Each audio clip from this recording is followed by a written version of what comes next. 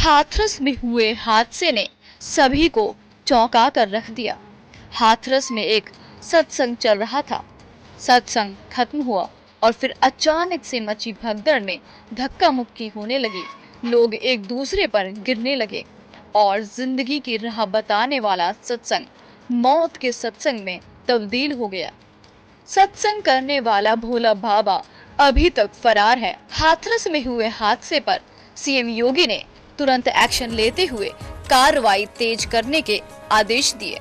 साथ ही मृतकों के स्वजनों को 2 लाख और घायलों को 50,000 रुपए के मुआवजा देने का ऐलान किया है। पर सवाल यह उठता है कि जब 80,000 लोगों की परमिशन मिली थी तो सत्संग में 2.5 लाख लोग कैसे पहुंचे?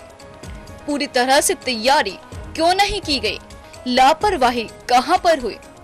और सबसे बड़ा सवाल यह उठता है कि बाबा भोला उर्फ बाबा सूरजपाल का नाम एफआईआर में क्यों नहीं है?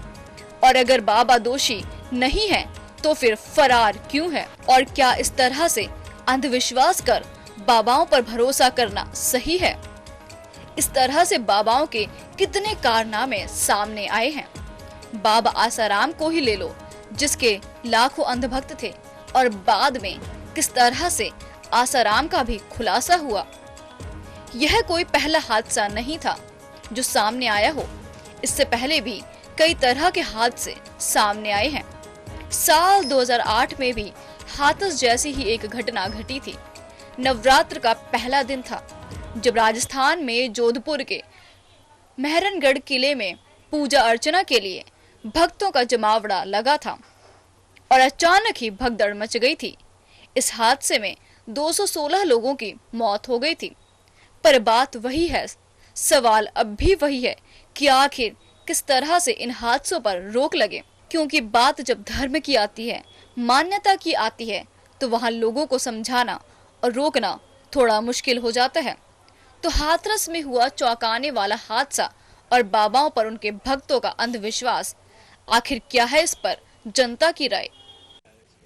देखिए, मेरा तो मानना है एक आम आदमी के तौर पे कि धर्म के नाम पे अगर कोई प्रचार प्रसार हो रहा है और धर्म के नाम पे अगर कोई आदमी या महिलाएं या बच्चे ऐसे विशाल आयोजन में जा रहे हैं तो कोई बुरी बात नहीं है। लेकिन अगर धर्म के नाम पर लोग अंधभक्त हो चुके हैं और अंधभक्ति का लोग सपोर्ट कर रहे हैं तो ये कहीं ना कहीं बहुत चिंताजनक बात है। जिस तरह से हाथरस में जो कांड हुआ था और हाथरस के बाद जो तस्वीरें सामने आई, करीब 150 से ज्यादा जो लोग वहां पर मरे हैं, उससे कहीं ना कहीं सवाल बहुत बड़ा उठता है। अगर इस तरह के आयोजन होते हैं तो सबसे पहले शासन प्रशासन को ये सुनिश्चित कर लेना चाहिए कि इस तरह के आयोजनों में आम आदमी की सुरक्षा बहुत जरूरी है।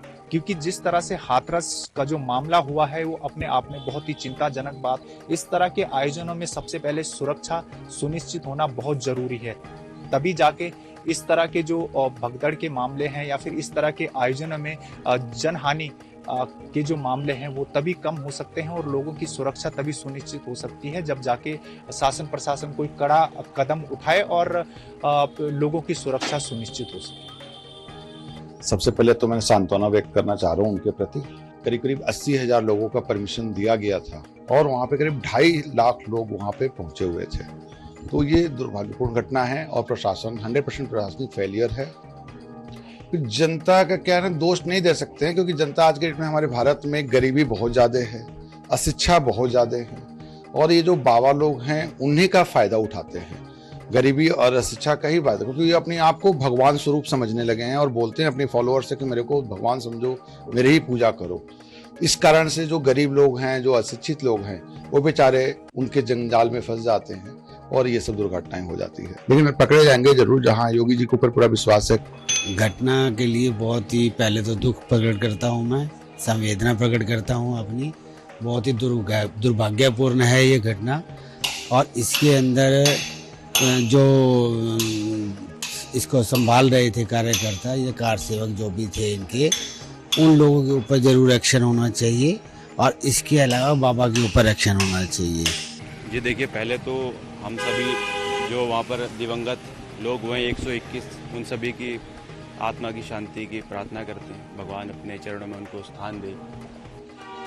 जो बाबा थे वहां पर, जो लोगों को चमत्कारी ढंग से बताते थे कि मैं भगवान हूँ, मैं ये अवतार हूँ, मैं विष्णु का अवतार हूँ, मैं नारायण का अवतार हूँ, मेरे हाथों में चक्र घूम रहा है, सब नौटंकियां दिखाते थे, पता नहीं एलईडी वगैरह लाइट लगाकर, ये सब ड्रामा दिखाकर जो भोली भाली जनता। और वहाँ किस तरह के लोग आए, वहाँ गरीब लोग, गरीब तबके के लोग जो बिल्कुल और बहुत इलिटरेट यानी कि अशिक्षित लोग थे, वो वहां पर आए। और महिलाएं ज्यादातर आई थी, तो महिलाओं को बहलाया फुसलाया गया, इस तरह से जाके एक आडंबर बनाया गया, धर्म को भी इसमें बदनाम किया गया।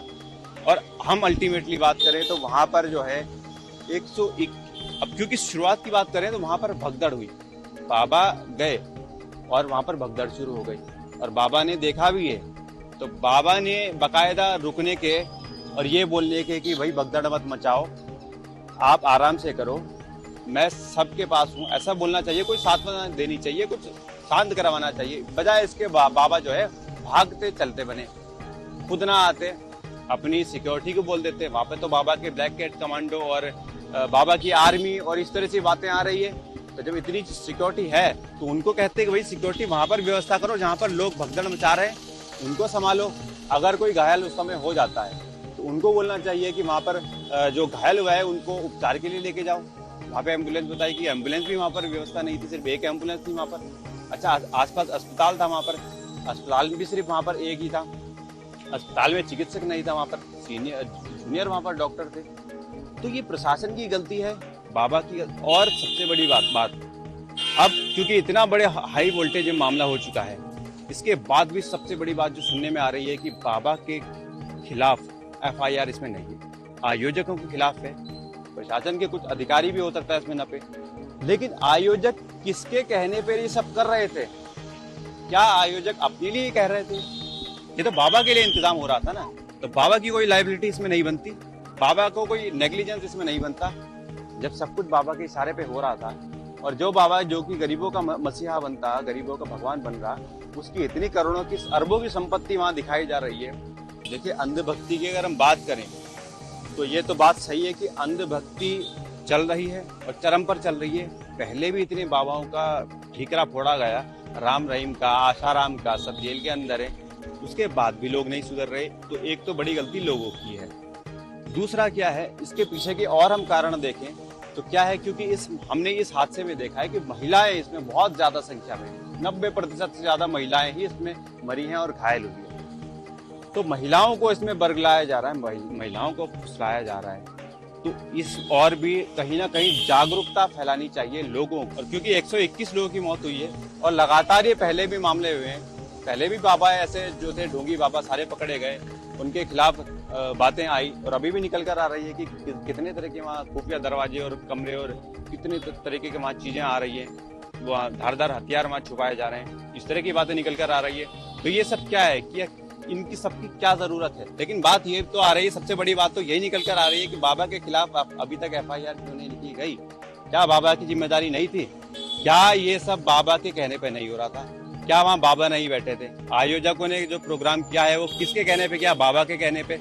बाबा ही तो कहते थे कि मैं यहाँ करूंगा, मुझे भक्त वहाँ बुला रहे हैं, ऊपर वाले ने बोला मुझे वहाँ करना है। तो अंधभक्ति तो बहुत ही ज्यादा बढ़ चुकी है। और अंधभक्ति के पीछे हम कहें तो एक बड़ी बात जो आती है वो है गैर शिक्षित होना, पढ़ा लिखा ना होना, और जो एक अवेयरनेस की कमी होती है। तब इतनी भीड़ आती तो व्यवस्था बनानी चाहिए, जब व्यवस्था नहीं थी तो फिर आश्रम खोलना ही नहीं चाहिए। आरोपी तो सिर्फ वही हैं, उनके नाम पे FIR होना चाहिए, कड़ी तो कड़ी सजा मिलनी चाहिए। बाबा के नाम पे यही नहीं, FIR उनके ऊपर भी होनी चाहिए जो कि मोटरसाइकिल लेके आगे आगे चल रहे थे बाबा के, उनके खिलाफ होनी चाहिए। जिन्होंने झगड़ा किया, जिन्होंने धक्का मारा उन लोगों को, जो अनराइज खड़े थे और पैर हाथ लगा रहे थे, ठीक है, तो उस समय में होना चाहिए। और बाबा जो भी लोग इसमें शामिल है, सबके ऊपर आए हो, सब चल रही है संस्था इस तरह की सब बंद होनी चाहिए जो बाबा जनता को बेवकूफ बना रहे हैं, इस पर कार्रवाई होनी चाहिए लोगों को। क्योंकि अंधविश्वास बहुत ज्यादा फैल रहे हैं और ये फैलता ही जा रहा है। कुछ बाबा लोग होते हैं, पाखंडी होते हैं, जो इस तरह के कारनामा करते हैं, ये गलत है, ये होना नहीं चाहिए और ये प्रशासन को कुछ लगाना चाहिए। लेकिन ये पब्लिक को भी अवेयरनेस होनी चाहिए कि उनको भी ये समझना चाहिए कि किसी पाखंडी के जंगल में नहीं फंसना चाहिए। आप पढ़े लिखे हैं, इतना जो है कोई आजकल जो है मूर्ख आदमी नहीं है। जी, इस तरह के जो घटनाएं होती हैं, ये कोई पहली घटना नहीं है हमारे देश भारत में। पीछे भी हमने देखा था कि कई घटनाएं, मंदिरों पे लोग जाते हैं कि भाई वहाँ पे बाबा पहले ही जा चुके थे। मुझे नहीं लगता, क्योंकि जब लोग आस्था के नाम पे बाबा के ऊपर इतने निर्भर हैं या इतने आस्था रखते हैं, तो बाबा की ये मुख्य जिम्मेदारी बन जाती थी मंच के माध्यम से। हाथरस में जो हादसा हुआ है वो बहुत दुखदाई है और उन सैकड़ों लोगों के परिवारों के प्रति मैं संवेदनाएं प्रकट कर सकता हूं। और इस तरह से जो आस्था के नाम पे ये भगदड़ मची है और भगदड़ में सैकड़ों लोग मरे हैं। आयोजन के हेड है बाबा, तो उनकी जिम्मेदारी है, उनके ऊपर FIR होनी चाहिए, क्योंकि उन्होंने ही लोगों को बुलाया है और लोग उनके कहने पे आए हैं। अब जिम्मेदारी उनकी है, उनको भी रुकना चाहिए था। उनको पता चल गया था कॉल के माध्यम से, उनके जो सेवक है उन्होंने फोन कर दिया जी भगदड़ हो गई और यहाँ पे इतने लोग मर चुके हैं, ऐसे ऐसे। उन्हें 2-3 घंटे में सब रिपोर्ट मिल गई थी, लेकिन उनका फिर भी कोई स्टेटमेंट नहीं आया। ये सबसे ज्यादा दुखदाई है।